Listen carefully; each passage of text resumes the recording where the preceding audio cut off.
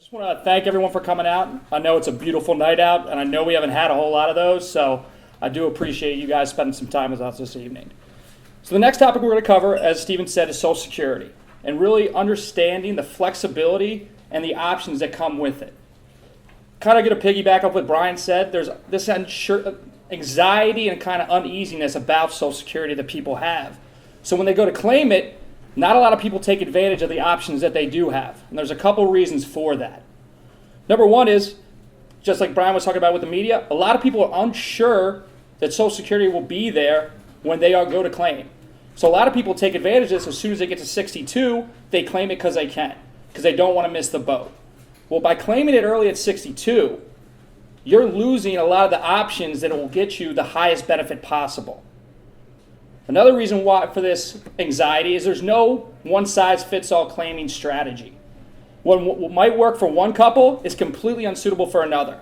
So when you're deciding when you're going to claim, don't take, hey, my brother did this, my neighbor did this, and it worked great for him, must work great for me. It's very, very personalized. So make sure when you guys do decide your Social Security, you're taking the right considerations in. There are 2,700 different rules and regulations for claiming Social Security. I'll be very honest, I've been studying Social Security for a few months. Every single time I talk to a client, I'm still reviewing the facts of Social Security before I even have a meeting. Just because, quite frankly, that's too much for anyone just to say, on a Saturday afternoon sitting at the pool, I know exactly what I want to do. So it's very, very important when considering claiming, you make sure that you talk to someone who's gone through the process or has advised people on what to do in Social Security claiming. If you were to call Social Security and ask an employee, what should I do if I'm 66 and my wife is 62? They cannot tell you what strategy to use or even suggest one to you. The only thing that they would be allowed to say is, when you're 66, your benefit will be X, your wife's at 62 will be Y. So it's not really a helpful process calling them. I actually had one client compare it to actually calling into the MVA. I don't know, but I think that might sound like the most painful process I ever could imagine. So it's really important. Don't call Social Security expecting answers. So because of all these uncertainties and anxiety and uneasiness, a lot of people aren't able to claim the highest benefit possible. Last year alone, there was $10.5 billion in benefits that went unclaimed. 10.5, that's not a small chunk of change. All right. So when you consider claiming, obviously there's tons of considerations that you have to take into account. But really the big ones are life expectancy. As Brian said, a married couple, the chances of making it to 90 years old is over 60%. So if you take it at 62, that's going to last you about 30 years. So really take into account, be honest with yourself. Do you have a good, clean bill of health? Do you have health issues? It's very, very important when you're claiming that you're honest with yourself so that when you do decide, it's the best possible strategy. Marital status. If I'm a single guy and I'm 66 and I have worked hard for my retirement, I could probably take it at 66 and be okay. But if I have a wife that's 10 years younger than me and I'm the higher earner, I want to make sure that I delay my retirement, my benefits as long as possible, so that when I do pass away, she has plenty of money to go out and have some fun with some other guys. All right, earnings and financial needs. Do I have a pension? Do I have some side jobs? Am I doing consulting? Is that even in my retirement plans? If it's not, then maybe you need to take Social Security earlier to provide that income for you. If you plan on doing some side jobs or some other things, maybe you don't need to claim it. And finally, financial needs. Again, that famous saying, it's not what you make, it's what you spend. Same thing in retirement. So, on average, early retirees spend more money in their first 5 to 10 years versus their later years. So it's important that when you're planning for retirement that you understand, I know I'm going to have some expenses early, but I want to make sure when I get older, I still have plenty in that nest egg. So we're going to take a look at some strategies to consider. Again, we're just doing the tip of the iceberg here. So the important thing I want you guys to understand is what the strategies do. Obviously, we can go much more in depth to these, but we just want you to understand the logic behind these strategies. First one is file and suspend. And very briefly, it basically means I want to claim my Social Security, but I don't want to take it right now. I want it to continue to grow and take that 8% guarantee. Restricted application. That means I want to restrict my benefits that I'm claiming solely to my spousal benefit. I don't want to take my benefit. I don't want to touch it. I just want to take advantage of my spousal benefit. And then finally, one that probably most people aren't aware of is lump sum payouts. Meaning not only do I get to claim my Social Security, but I get a lump sum check from Social Security. Not a bad gig. So the first one we're going to take a look at is file and suspend. At full retirement age. Again, at full retirement age. I'm going to keep harping on it. These creative strategies, if you don't make it to full retirement age, you can't take advantage of them. At full retirement age, the higher earning spouse files for his or her benefit and asks for it to be suspended. Again, you have to make sure the Social Security Administration understands you're suspending it. You're not claiming it. You're not taking your benefit. At the same time, the lower earning spouse files for his or her benefit, or her spouse's benefit, excuse me. Then, obviously, once the higher earning spouse is ready to claim, he then obviously can contact Social Security and begin his benefits with the delayed credits. So, quick example here. Again, we're going to assume the full retirement age is 66. John and Jane are 66. John has always planned, I'm going to wait till 70 to take my Social Security. We've done a good job saving. We have some pensions. We don't need to take it right now. Jane has decided she's going to take her benefit at 66. So at full retirement age, we see that John is entitled to $2,500, Jane $1,000. All right. Then the way we've got that number is John has worked his entire life. So this is an average, obviously, earnings that he's had. Jane has worked as well, but she took some years off. She wanted to raise the kids, do some things. So she's worked, but her benefit is not as high. So again, he's said, I'm going to wait till 70. Jane wants to go and travel, see the grandkids, do some improvements to the home, but she doesn't want to tap into their retirement accounts just yet. So she wants to get some more income. So what would happen is John would file and suspend his benefit. What this allows Jane to do is she can file and claim spousal benefit. If John does not file, you are not eligible for your spousal benefit. Both spouses must have claimed in order for you to be eligible. So instead of the $1,000 that Jane would get with her benefit, she's entitled to $1,250. So again, John waits 4 years, he gets to 70, and now all of a sudden he starts collecting, his benefits would be $3,300. So based on that, rather than them both taking at 66, just their own benefits, by employing this strategy, they're making almost $1,000 more a month by doing nothing different than just utilizing this strategy and never have to worry about a downturn or upturn in the market and what they would get back. Next strategy we'll go on to is restricted application. Again, full retirement age. The higher earning spouse restricts his or her application to their spousal benefits. Again, they're not touching their benefits, they're taking advantage of their spouse. Okay? So the lower earning spouse, again, has to claim their benefit in order to take advantage of this. So if the higher earning spouse restricts his application and the lower earning spouse hasn't claimed, we can't take advantage of it.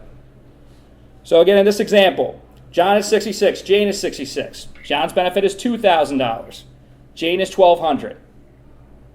Jane files for her benefit at 66. Again, she wants to do some traveling, wants to dote on her children, whatever it may be, but she wants to take it at 66. What John can do is, again, he restricts his application to a spousal benefit, and he would start receiving $600 a month in spousal benefit. Again, it's half of what Jane's full benefit to retirement would be, so $600. Once John turns 70, then he could turn to his full benefits and receive the maximum $2,640. All right. So what I'm actually going to do now is actually for you guys to go into those blue folders that we have. We actually have two scenarios. All right. So I've kind of walked you through what the short-term benefit would be. Let's take a look at what it would look like long-term and see where these real big numbers would kind of come. I understand $200, $300 is certainly helpful, but I think once you guys take a look at some situations, you'll see how impactful these claim strategies can be. So I have strategy number one. It's going to say John and Jane Social Security. It's just going to be two options. So that's number one. Strategy number two, you're going to see Social Security John and Jane's 50% of John's benefit. Everyone see that? All right. And basically what I want to do, I really want to show apples to apples the difference in these claiming strategies. So in strategy one, John and Jane, again, Jane is the higher earner. Her benefit would be $37,000 at full retirement age. John's would be $35,000, roughly. Okay? In the restricted application we're taking a look at, Again, we see John's Social Security, 35, staying the same. He's a lower earner. What's going to happen in this situation is Jane's going to take advantage of that restricted application and take 50% of John's benefit. So roughly about $18,000, so half of whatever John is able to make. And what's going to happen at 70, when she's required to take her benefit, it's going to switch over to $54,000. Now let's see what it takes to look like when we put it in timeline. So I'm going to ask you to flip the page. All right, so we're going to compare apples to apples. Yes? I'm not sure what page you're talking about. Okay. So we're going to flip one page for both at number 1 and 2. So we're both of them should be right next to each other. Two sets of documents. Yeah, you do. You should. One is strategy 1, and one is strategy 2. So you should have 2 sets in there for you.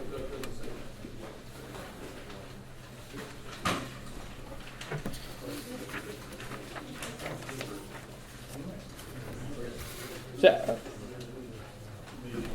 does everyone kind of see where we are right now? We're on the second page. So the only thing I want you, I know there's a lot of numbers on this page. The only thing I want you to look at is the pink circles. That's the only thing we're taking a look at. Because we're just taking a look at what the difference is for the income. So in scenario 1, John's on the left side, Jane is on the right side. John's is going to be the same in scenario 1 and 2.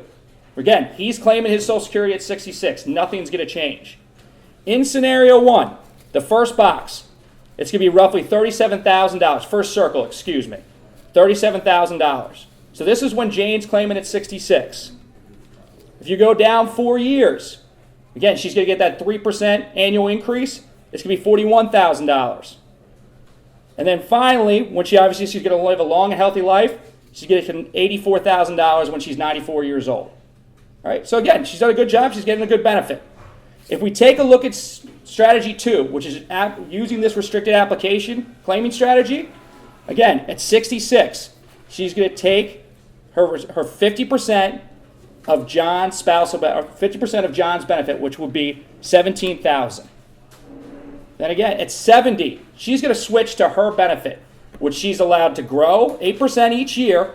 So instead of the $41,000 that she would have in strategy 1, that all of a sudden has grown to $54,000. So almost $1,000 more than $1,000 a month by doing nothing more than utilizing this strategy.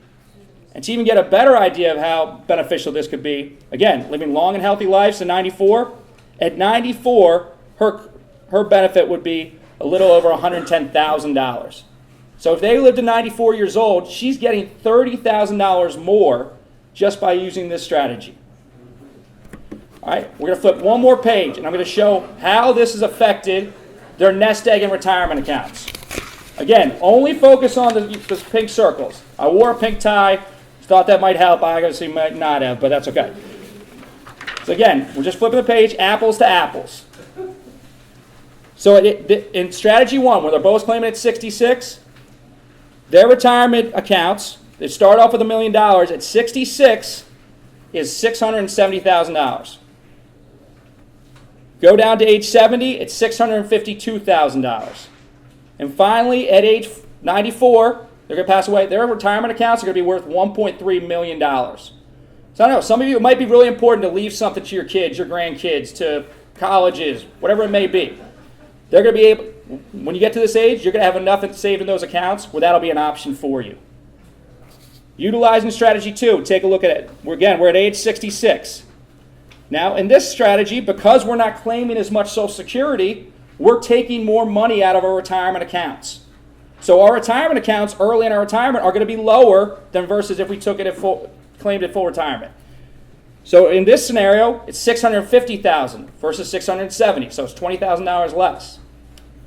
Once we get to age 77, that's the break-even point. At that point, we have more money in our retirement accounts than we did in scenario 1 at age 77.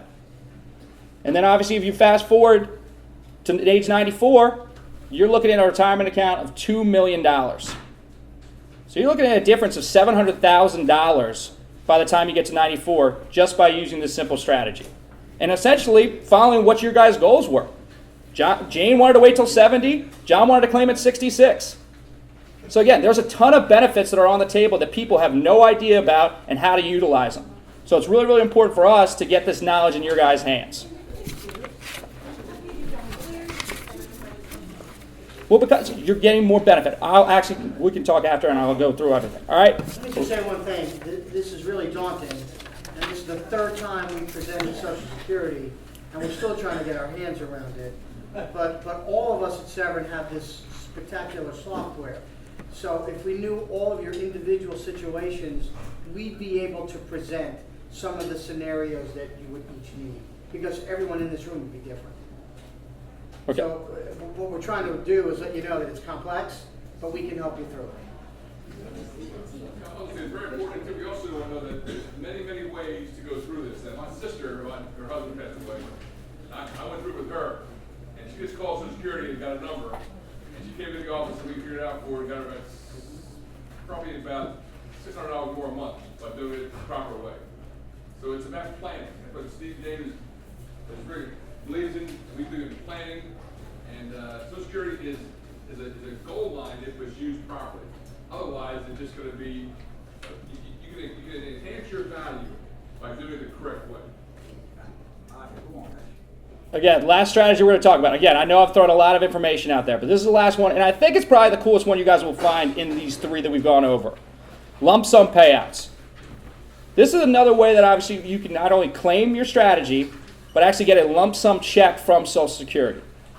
You're actually eligible to retroactively claim your Social Security up to 6 months. So let's just do a quick example. John had always planned he's going to claim at 70. At 68, he decided, I want to go on a cruise with my family. And instead of tapping into those retirement accounts, he's going to go in and he's going to claim Social Security so that he can start getting some more income, which would be $2,320. So he doesn't have to use all his money from retirement. Another option John can do is he can actually retroactively claim his Social Security as if he was 67 in 6 months. So what would happen here is John would then claim as if he was 67 in 6 months and receive a lump sum check from Social Security for 6 months of Social Security that he has not collected, which would come out to $13,440. So even though he's 68, he's able to receive 6 months worth of benefits in a lump sum. So he can go on that cruise, take it, and not have to tap into those retirement accounts. And there's actually you can even receive even more benefits. In some cases, you can exceed 6 months. So in this strategy, John is married to Jane, and he filed and suspended so that Jane could take advantage of that spousal benefit. At age 69, John goes to his yearly checkup, says, hey, John, we got a problem. We have an issue.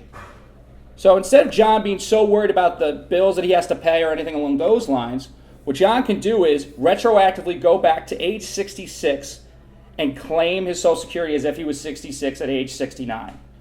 So what this allows John to do is collect 36 months of Social Security payments in one lump sum.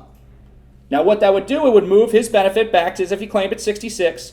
So it would be $2,000 versus if he claimed at 69, which the full benefit would be. So I kind of have everyone on that? Everyone understand you can take it back 6 months? And again, as like Stephen Wilson and Stephen have said, this is a complex issue. And some of the stuff that we talked about may not apply to you. But there are tons of strategies. Like I said, 2,700. So I know there's some people right now that you're, Pat, what did you just say? I have no idea. We want you guys, we want you guys to come in and talk to us. All right? This is stuff that we're preparing to try to help you guys. Again, this is a hot topic for a lot of investors and clients because there's not a lot of people out there that know how to operate all of this. I'll be very honest, it's stuff I'm still learning. And I think I got a pretty good grasp on it, but then I talk about something, I'm like, wow, I don't. So it is something that we got to continue to learn as advisors, as clients. So I'll be around here afterwards. I know there's probably questions, and I'll be up here for about 25 minutes. So I think if you got a question, please come back here. I'll give you my business card. We'll set up a time where you guys can come in with Steven, Steve, or Wilson, and we'll walk through it all for you. But I appreciate you guys coming out, like I said again, and look forward to talking to you guys soon.